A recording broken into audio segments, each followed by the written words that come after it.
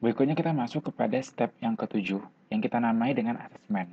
Di mana untuk asesmen ini ada beberapa tolak ukur yang akan diukur. Yang pertama adalah mengenai awareness management, yang kedua adalah mengenai maturity level, yang ketiga adalah performance indicator, dan yang keempat itu adalah penilaian kontrol objektif.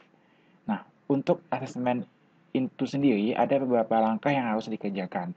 Yang pertama adalah biasanya menyebarkan kuesioner untuk mengkaji setiap tujuan pada seluruh area yang akan diaudit. Nah, setelah kuesioner disebarkan, kemudian dilakukan dengan senior manajemen sistem informasi, itu melakukan self-assessment. Nah, bagian ketiga itu adalah validasi untuk setiap hasil audit yang telah diperoleh.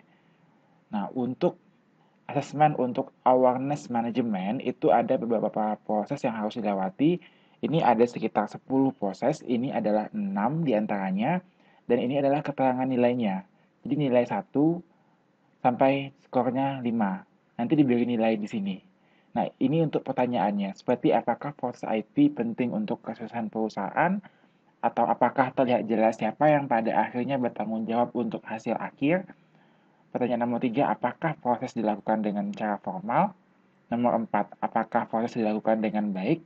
Nomor 5, apakah jelas siapa yang bertanggung jawab terhadap proses? Nomor 6, apakah proses memiliki arah dan tujuan yang jelas? Nah, ini adalah option yang disediakan untuk pilihan, tapi ini nanti berdasarkan yang terjadi saat ini atau kondisi current pada saat suatu perusahaan itu. Nah, ini adalah lanjutannya. Ini adalah 4 terakhir. Untuk pertanyaan mengenai awareness management, itu ada apakah proses itu diukur, apakah proses itu nanti akan diaudit, apakah proses memiliki kelemahan pada sistem kontrol, dan apakah teknologi yang digunakan memiliki kelemahan.